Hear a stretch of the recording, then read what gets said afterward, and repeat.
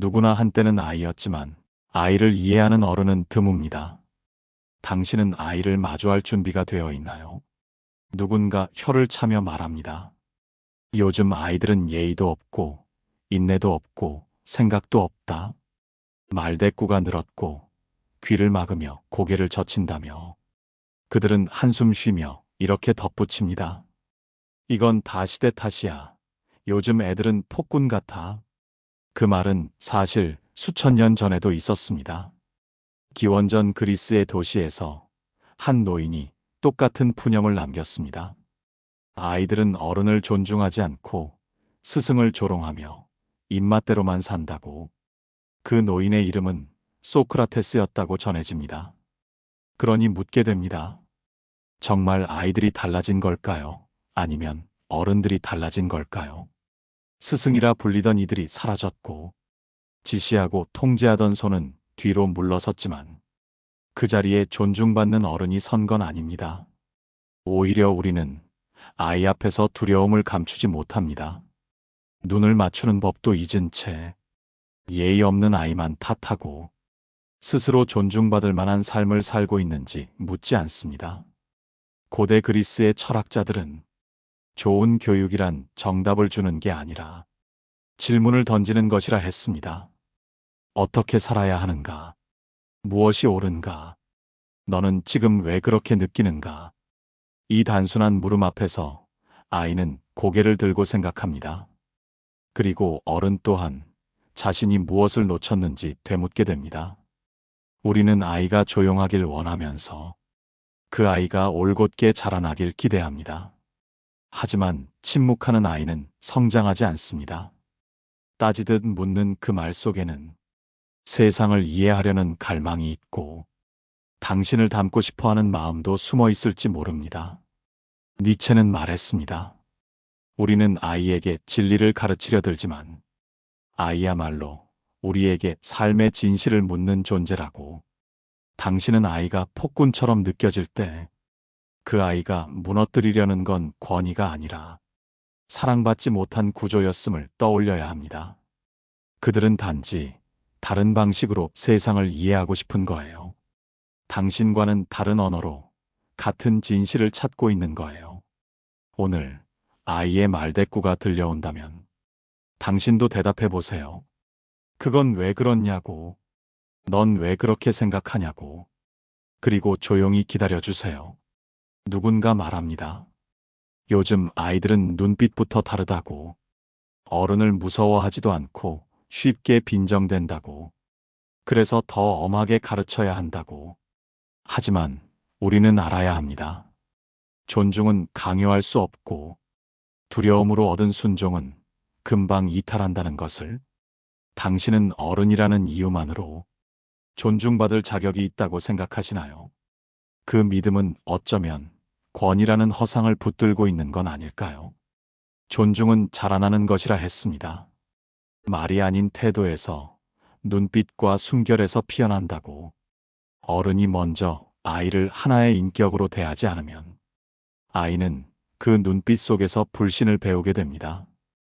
아리스토텔레스는 인간은 습관의 동물이라 했습니다. 가르친 대로가 아니라 보여준 대로 배운다고. 존중받는 아이는 존중하는 법을 압니다. 존중받지 못한 아이는 권위에 맞서거나 자신조차도 존중하지 않게 됩니다. 당신은 아이에게 말합니다. 어른 말을 들으라고. 하지만 아이는 듣고 싶은 마음이 없는 겁니다. 말을 들어야 할 이유를 아직 발견하지 못했기 때문입니다. 왜냐고요? 우리는 설명하지 않았기 때문입니다.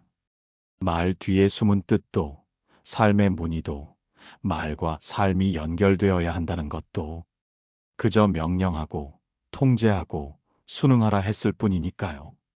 어른이 존중받으려면 그 앞에 먼저 놓여야 할 것이 있습니다. 존재가 아니라 진심입니다.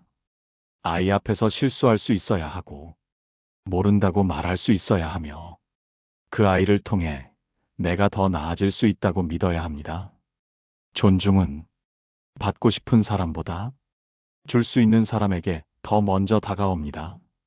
스승은 사라졌고 지식은 손안의 기계로 대체되었습니다. 이제 남은 건 아이의 눈을 바라볼 수 있는 어른입니다. 당신은 아직 그 자리에 서 있나요?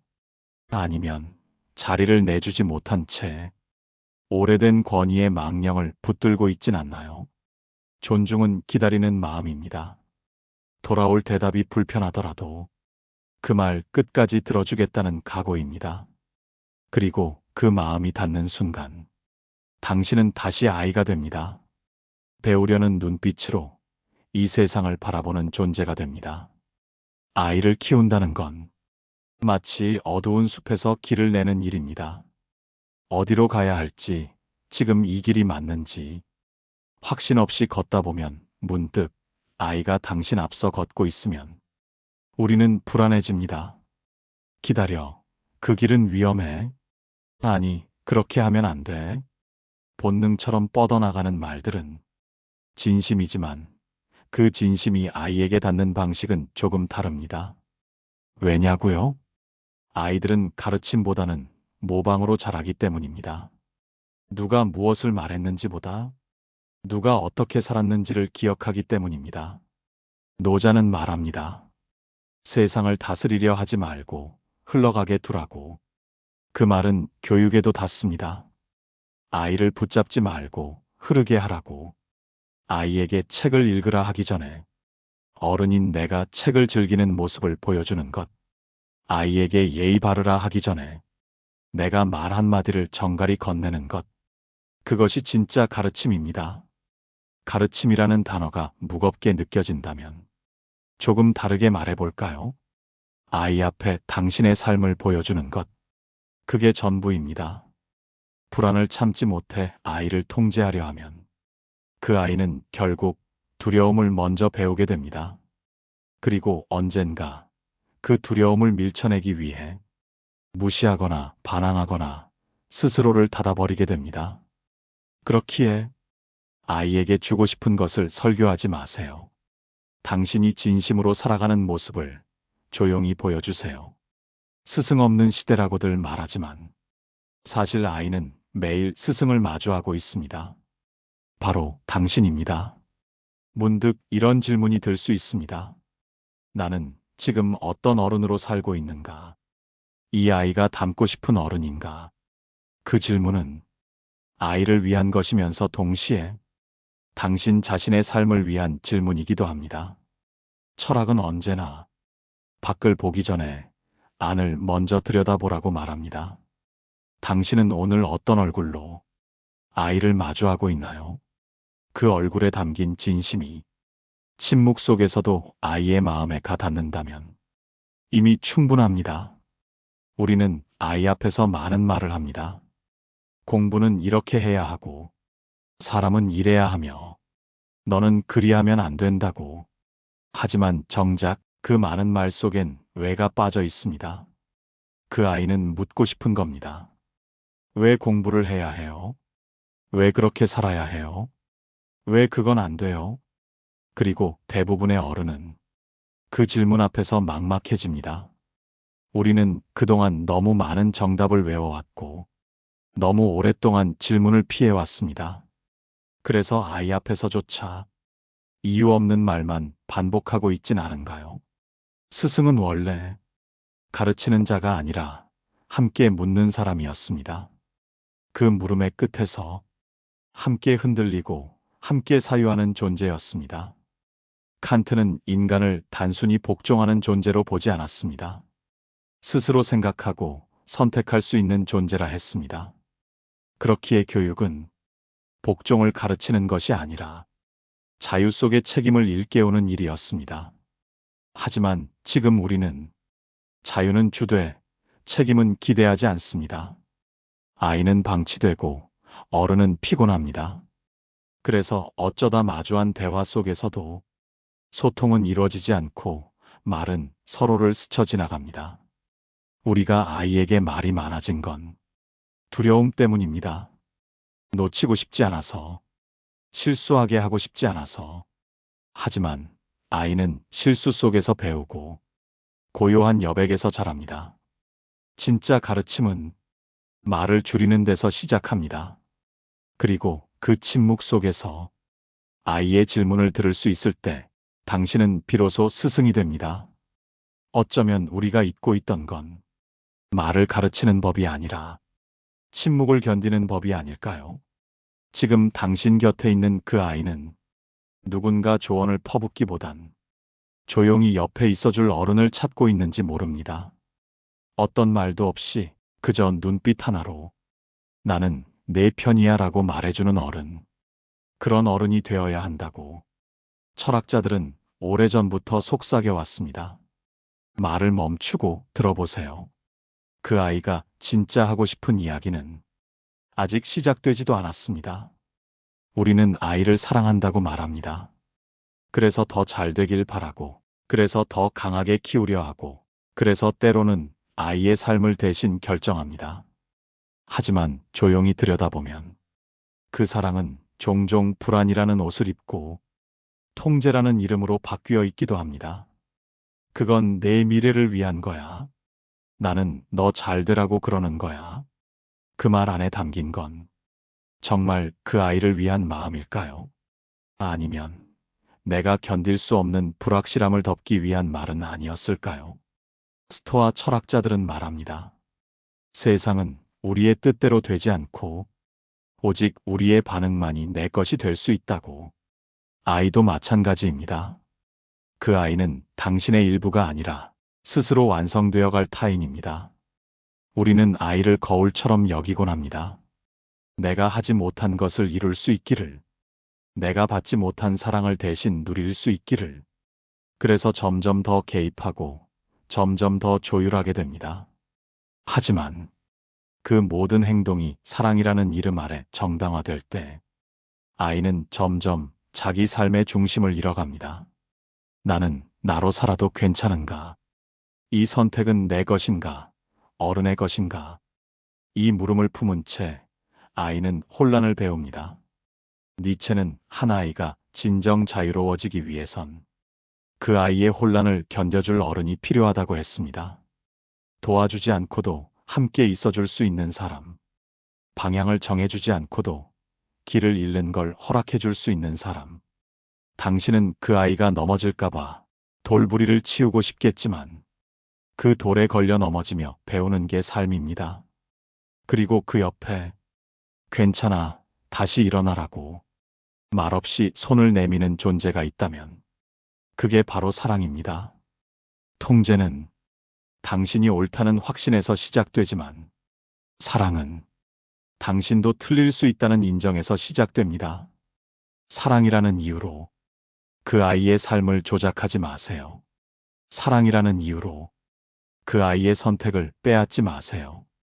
그 아이가 진짜 원했던 건 조언도 통제도 아닌 있는 그대로 바라봐주는 한 사람. 그 사람이 바로 당신이길 바랐던 것 아닐까요? 거울 앞에 선 당신은 어떤 얼굴인가요?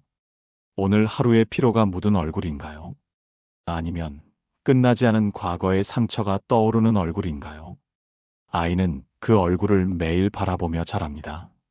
눈빛 하나, 말투 하나, 깊은 숨결 하나, 그 모든 것에 영향을 받으며 자기만의 얼굴을 빚어갑니다. 사람은 누구나 사랑받고 싶어 합니다. 그 사랑이 조건 없이 주어진다고 느낄 때 그제야 마음 깊은 곳에 문이 열립니다. 하지만 조건이 붙기 시작하면 아이는 의심을 배웁니다. 내가 잘해야만 사랑받는 건가? 이런 모습이면 실망할까? 그 의심은 곧 두려움이 되고 두려움은 마음을 닫게 만듭니다. 닫힌 마음은 자라지 않습니다. 당신이 아무리 많은 조언을 건넨다 해도 마음이 닫혀 있다면 그 말은 스쳐 지나가고 맙니다. 노자는 비우는 것의 지혜를 말했습니다. 가득 찬 그릇엔 아무것도 담을 수 없다고. 아이를 향한 기대도 불안도 가끔은 비워야 합니다. 당신이 아이의 거울이라면 맑고 고요한 물이 되어주세요. 흔들림 없이 흐리게 만들지 않고 그 아이가 자기 얼굴을 똑바로 비춰볼 수 있도록. 부모란 자녀를 바꾸는 사람이 아니라 그 아이가 자기 자신으로 살아갈 수 있게 배경이 되어주는 사람입니다. 아이를 있는 그대로 바라보는 순간, 그 아이도 비로소 자신을 있는 그대로 받아들이게 됩니다. 그 순간, 비로소 배움이 시작됩니다. 누군가의 틀에 맞춰지는 것이 아니라, 자기만의 형태로, 자기만의 속도로 나아가는 배움. 우리는 종종 사랑이란 이름으로 아이를 완성시키려 듭니다. 하지만 아이는 누군가의 결과물이 아닙니다. 그 존재 자체로 하나의 세계이며, 하나의 길이며, 하나의 가능성입니다. 당신이 그 사실을 잊지 않을 때, 아이 역시 자신을 포기하지 않게 됩니다. 당신이 흔들리지 않을 때, 아이도 자기 중심을 찾을 수 있습니다. 거울은 말하지 않지만, 가장 많은 진실을 전합니다.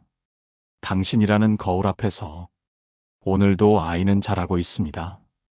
부모가 된다는 건 어느 날 갑자기 말이 통하지 않는 존재를 마주하는 일이기도 합니다. 처음엔 마냥 귀엽고 순하던 아이가 어느 순간부터 입을 다물고 눈을 피하고 그러다 결국 소리치며 맞서옵니다. 그때 우리는 혼란에 빠집니다. 내가 뭘 잘못한 걸까? 왜 저렇게 달라졌을까? 하지만 그 변화는 잘못이 아니라 성장입니다. 니체는 기존의 질서가 무너지는 그 순간부터 새로운 의미가 만들어진다고 말했습니다. 아이의 반항은 무너뜨림이 아니라 기존의 세계에서 깨어나고 있다는 신호입니다. 당신의 말에 무조건 고개를 끄덕이던 아이는 이제 자신만의 시선으로 세상을 바라보려는 겁니다. 그 말투가 거칠게 들릴 수 있고 그 태도가 낯설게 다가올 수 있지만 그건 당신을 거부하는 것이 아니라 자기 자신을 찾으려는 몸짓입니다. 그 몸짓을 무시하거나 꺾으려 들면 아이는 두 가지를 배우게 됩니다. 첫째, 자신은 틀렸다는 감각. 둘째, 질문은 위험하다는 믿음. 그리고 그 배움은 더 이상 성장하지 않게 만듭니다. 스토아의 철학자들은 삶에서 피할 수 없는 고통을 품는 법을 말했습니다. 자유로운 영혼은 자기 안의 불편함과도 함께 있어야 한다고. 아이의 반항도 그렇습니다. 그건 거부할 고통이 아니라 함께 견뎌야 할 성장통입니다. 지금 아이가 당신을 향해 질문을 던지고 있다면 그건 아직 당신을 믿고 있다는 증거입니다. 포기하지 않았기 때문에 자신의 생각을 보여주고 있는 것입니다. 반항은 위험이 아니라 신뢰의 다른 얼굴일 수 있습니다. 당신이 그 반항 앞에서 감정을 먼저 내세우기보다 그 말의 이면을 읽으려 할 때 비로소 대화가 시작됩니다. 어른이 되어간다는 건 말대답 없는 아이를 원하는 게 아니라 자기 의견을 말할 줄 아는 아이를 길러내는 일입니다. 그리고 그 아이의 질문을 두려워하지 않는 당신이 이미 좋은 어른이 되어가고 있는 증거입니다. 지금도 그 아이는 질문할 수 있는 용기를 당신을 통해 배우고 있습니다. 아이와 나눈 대화 끝에 마음이 상하고 나서야 알게 됩니다. 우린 말대답이 두려운 게 아니라 진짜 대화를 해본 적이 없다는 걸. 아이의 입에서 튀어나온 한마디. 왜요? 그게 뭐가 잘못이에요? 그 말이 뾰족하게 들리는 이유는 내가 스스로에게도 던지지 않았던 질문이기 때문입니다. 우리는 순종을 교육이라 착각한 적이 많습니다. 조용하고 말 잘 듣는 아이를 훌륭하다고 말했지만 그 아이가 무엇을 느끼고 있었는지는 묻지 않았습니다. 철학자 칸트는 자유란 무한한 선택이 아니라 자기 이성을 따를 수 있는 능력이라 했습니다. 그러려면 먼저 생각하는 법을 허락해야 합니다. 왜요라는 아이의 물음은 어쩌면 가장 원초적인 철학입니다. 당신의 말과 세상의 규칙이 그 아이에게 어떤 의미로 다가오고 있는지를 알려달라는 신호입니다. 말대답이란 경청하지 못한 어른 앞에서만 만들어지는 단어입니다. 그 말을 듣는 순간 우리는 이 말부터 떠올립니다. 또 시작이네.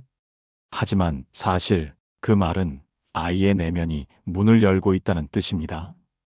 그 문을 닫게 만들지 마세요. 그 문이 열려 있을 때 세상의 수많은 이야기가 그 안에 들어갈 수 있습니다.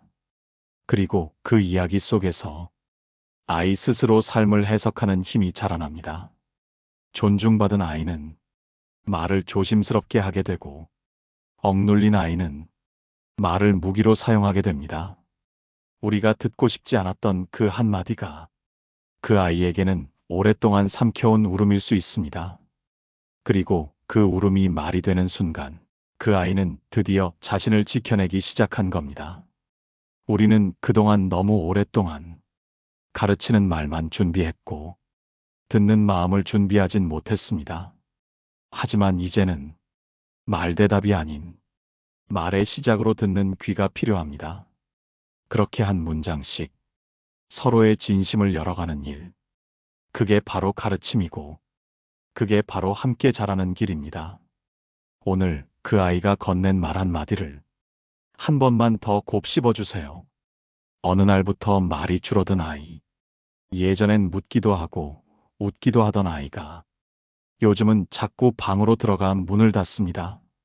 묻는 말에도 고개만 끄덕이고 표정은 마치 마음을 어디 깊숙이 숨긴 듯 보입니다. 그럴수록 우리는 초조해집니다. 혹시 뭔가 문제가 있는 건 아닐까? 도와주고 싶은데 왜 거부하는 걸까?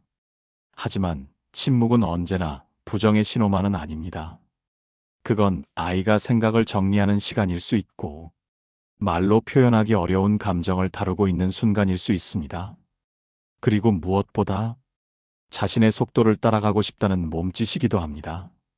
침묵은 비난이 아니라 신뢰가 필요한 상태입니다. 당신이 그 침묵을 견딜 수 있는 사람인지, 그걸 아이는 조용히 지켜보고 있습니다. 고대의 현자들은 진짜 스승은 말을 잘하는 이가 아니라 잘 들어주는 이라고 말했습니다. 아이의 침묵을 무언가 틀림으로 받아들이기보다는 그 침묵 속에 쌓이고 있는 말들을 기다릴 줄 아는 어른이 필요합니다. 아이에게 말을 강요하면 그 말은 진심이 아닌 방어가 되고 맙니다. 무엇을 원하는지 맞히려 하지 말고 그저 옆에 있어 주세요. 당신이 말없이 건네는 차 한 잔, 눈빛 하나 머뭇거리며 두드리는 문소리, 그런 것들이 아이에게 도달합니다. 니체는 고독 속에서 자신을 마주할 수 있어야 비로소 삶을 이해할 수 있다고 했습니다. 아이는 지금 그 고독을 배우는 중입니다. 당신의 간섭 없이 자기 생각을 끝까지 따라가 보는 훈련을 하는 중입니다.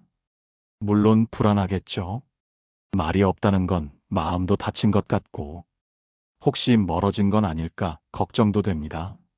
하지만 진짜 멀어지는 건 침묵을 혼내고 다그치는 순간입니다. 존중은 말로 이루어지는 게 아닙니다. 묻지 않아도 옆에 있어주는 시간. 그 시간이 쌓일수록 아이의 마음은 조용히 열립니다. 지금 이 순간에도 당신이 조바심 내지 않고 기다려준다는 걸 그 아이는 알고 있습니다. 그리고 언젠가 문이 열릴 때 아이는 가장 먼저 당신을 찾을 겁니다. 그 침묵을 견뎌준 단 한 사람. 그 존재만이 아이에게 안심이라는 이름으로 남게 됩니다. 아이를 키운다는 건 누군가의 미래를 만들어주는 일이면서 동시에 나 자신의 과거를 마주하는 일이기도 합니다. 우리는 아이를 통해 잊고 있던 감정들과 다시 만나고 말하지 못했던 말들을 돌아보게 됩니다. 그래서 아이는 늘 부모의 가장 깊은 결핍을 건드립니다. 그럴 때마다 우리는 괜찮은 척, 어른인 척하며 버텨보지만 아이 앞에서는 그 모든 척들이 서서히 벗겨집니다. 그리고 마침내 알게 됩니다. 아이를 키우는 일이 내 안의 상처를 치유하는 일이기도 하다는 걸. 철학자 소크라테스는 자신을 알기 위한 여정은 항상 타인을 통해 시작된다고 했습니다. 아이와의 관계는 바로 그 여정의 시작점입니다.